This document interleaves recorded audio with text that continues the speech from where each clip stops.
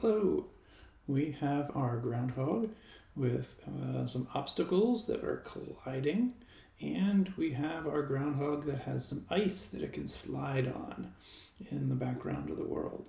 So next thing I want to do is try to work on a dialogue system.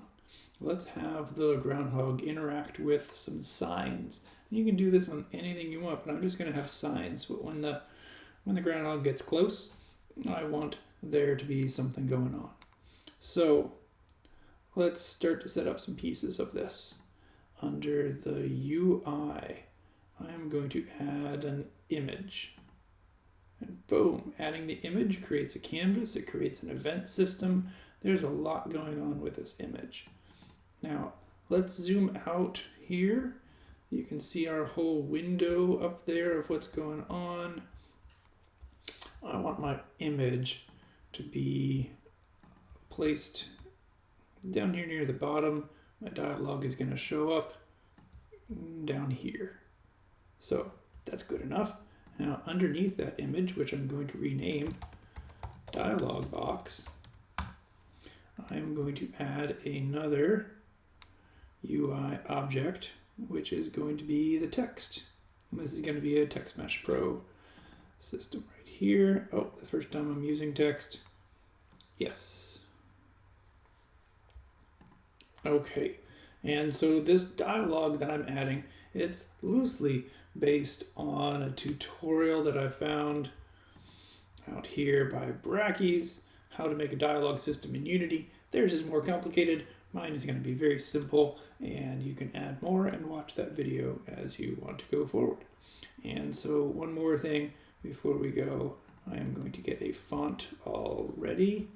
Let's get another font down here. Fonts. Now I had found out there a nice pixelated font. Looks like there's a little bit of snow on it or a glow. This is my winter font for my Groundhog game called 40B30. So let's see if I can find it and get it all set up here.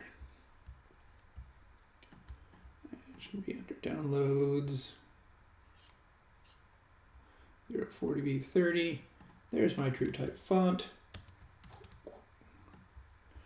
Bring the font into the game.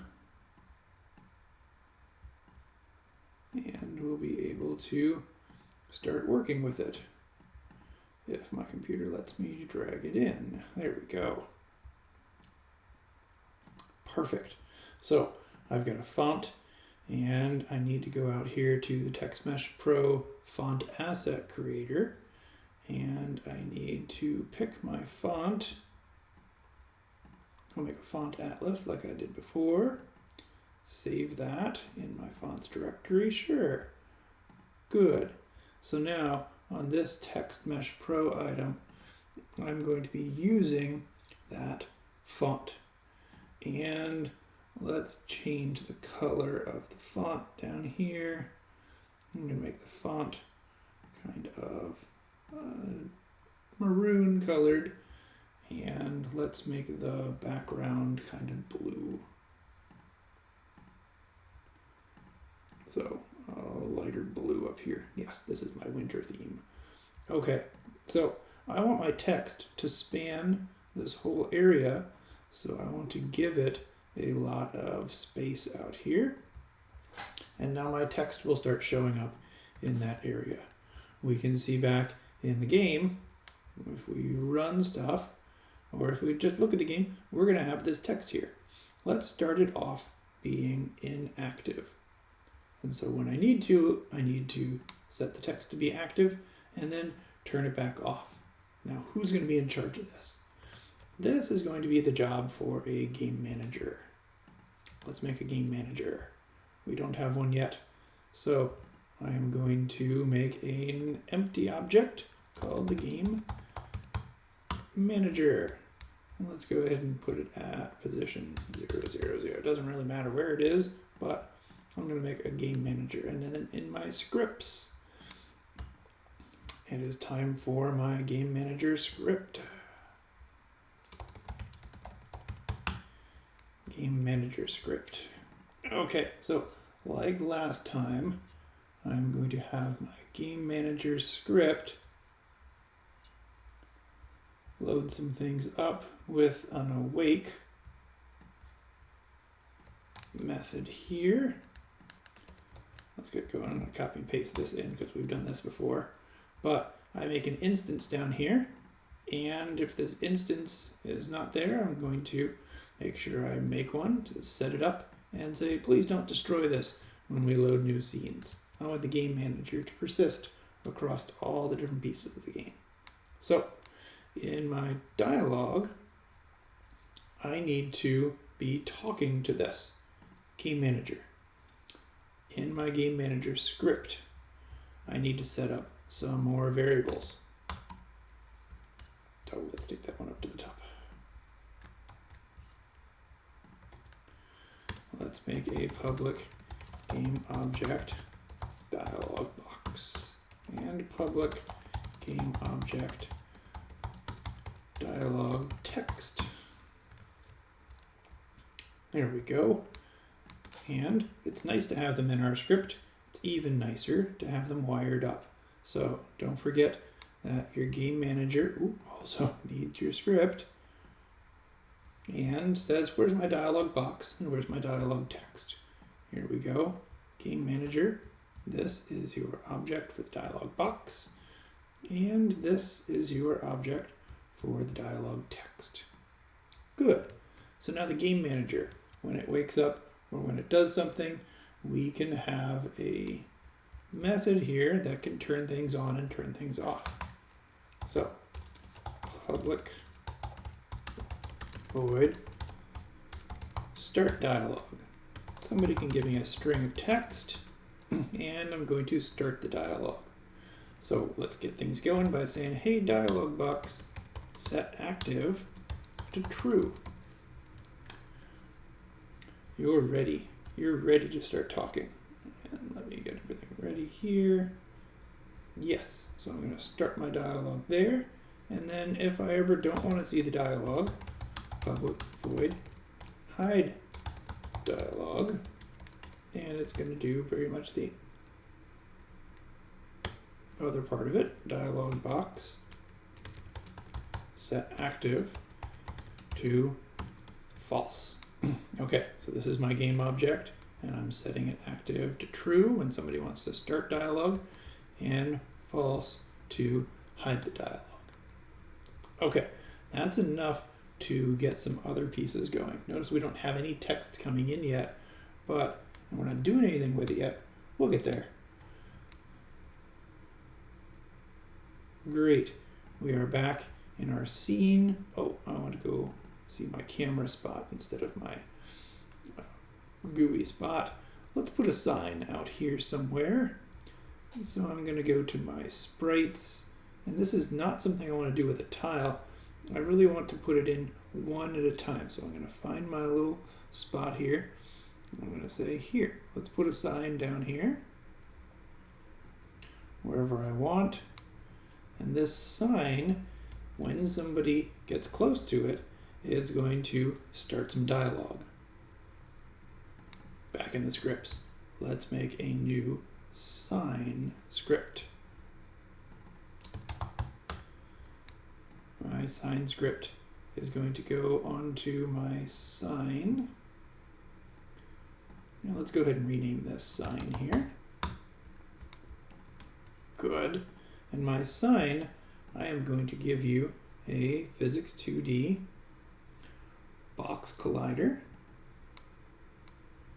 Let's make it a little bit bigger. 1.5, 1.5. So if we zoom in way in here, I don't know if you can see it, but there's this box around here. So whenever I get close to the sign, I will be able to read the sign. Now I want this to be a trigger, like my ice. I don't want to bump into the sign. I want to actually have some reaction to being part of that sign. So that's why my sign script here is going to say void on, whoa. Let's start that over again. On trigger enter 2D, if collision game object, compare tag. If it's the player that ran into the sign, then we are going to talk to the game manager. Instance.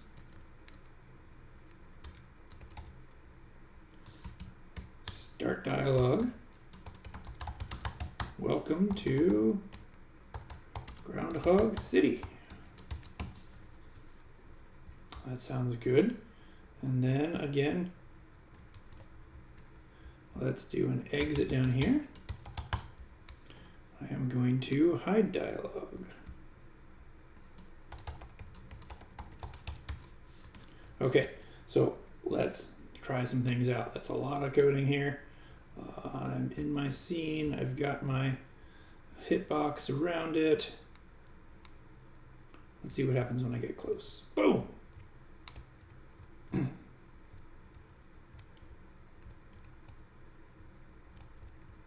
Okay, so I could definitely make it show up, but it is not turning off.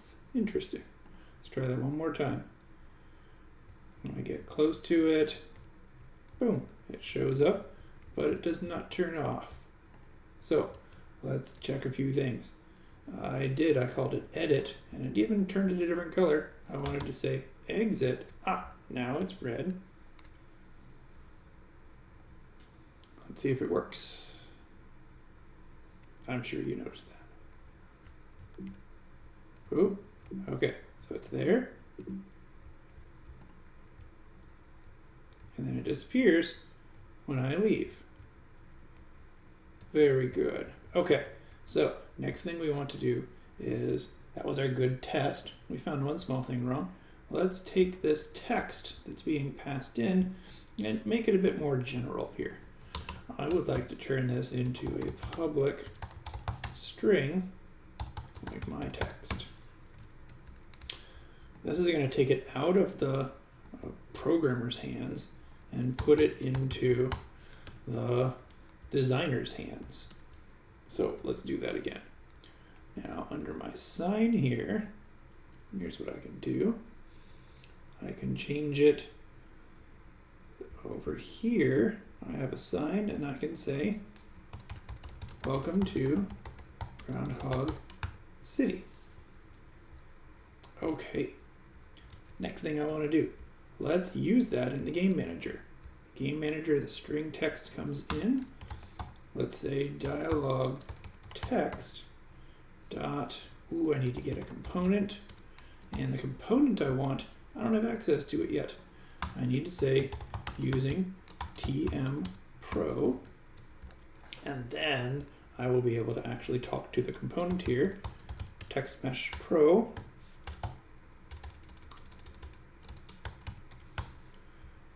And it's the GUI version. There's two of them, Text Mesh Pro and Text Mesh Pro UGUI. You want the UGUI one when you're doing stuff with the GUI. Okay.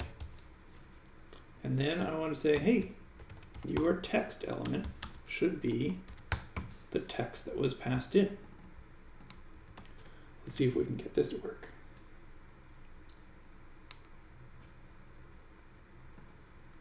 So wander around the world, and I run into a sign. Boom! Welcome to Groundhog City. Yes. And it's still there when I'm there. Good. So I've tried to set this up in a flexible way now, so that if I really want to, down here in assets, I can create a prefab. Let's open up the prefab folder. My sign is the first prefab for this game here. Okay, I've created a sign. And let's add another one. Say over here, I want to put a sign out here that says, watch out for the ice. So let's go put that one in there. On this one, notice I can just change here my text. For slippery ice. And now when I get close to this sign, a different thing will go into my dialog.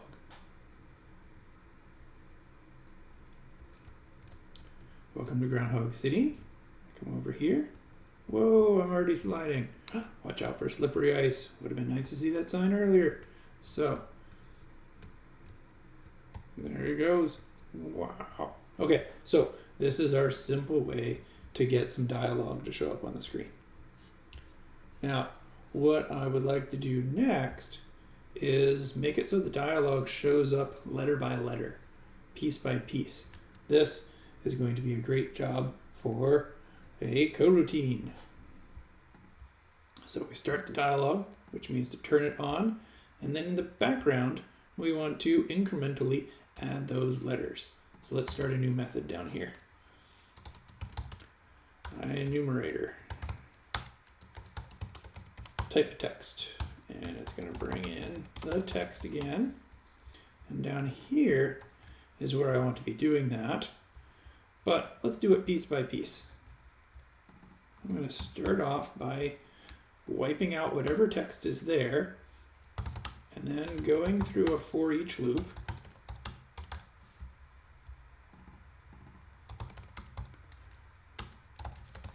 On the text, making it a character array, which is going to let me talk to each individual piece. So for each character, I am going to plus equals that character onto my spot. And then after I do, in this for loop is the time to take a little break. I'm going to yield and return a new wait for end of frame, or I could wait for seconds.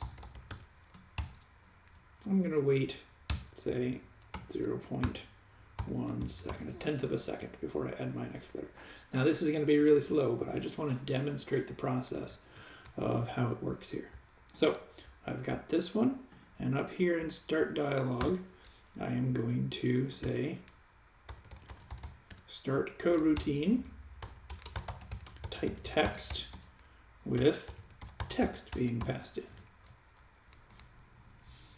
Now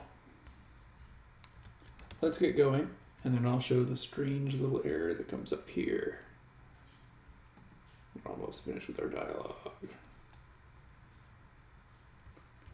Wander around. Ooh, welcome to Groundhog City.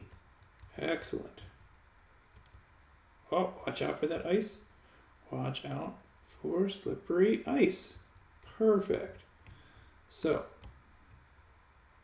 what is that? We did not stop the coroutine. Just because we ran into it and left and came back, we had something really strange. We really need to stop that coroutine. Now, the global way to do it is when the dialogue is hidden, we want to stop all coroutines. And that'll just kill it. But there might be other stuff running in here. And I did some investigation, and I realized that when this is here and start coroutine returns to us a coroutine object. So let's make something up here. Private coroutine dialog co. Okay, so dialog co is going to be equal to this coroutine. And then down here, when I say, instead of stop all coroutines, I want to stop coroutine. Which one? Dialog co. Now let's try that out. I hope this works. I'm going to see this sign, leave, and come back. Yes, it did. It stopped that exact coroutine from happening. And so we're good. Next thing down here. Oh, there goes my ice. Sliding around. Watch out for slippery ice. So lots of parameters that you can come up with. You can add the time that's here in the game manager. You can turn this time into a parameter so that you can edit it in the designer instead of coming in here to the development code and putting that together. There's a lot of flexibility you can do here with this dialogue. It doesn't just have to be signs, it can be people, it can be anybody can now talk to the game manager and start making dialogue show up. You can have their name be passed in, so many things. Enjoy dialogue. Next up, we'll talk about scene loading and how to create multiple scenes for our game.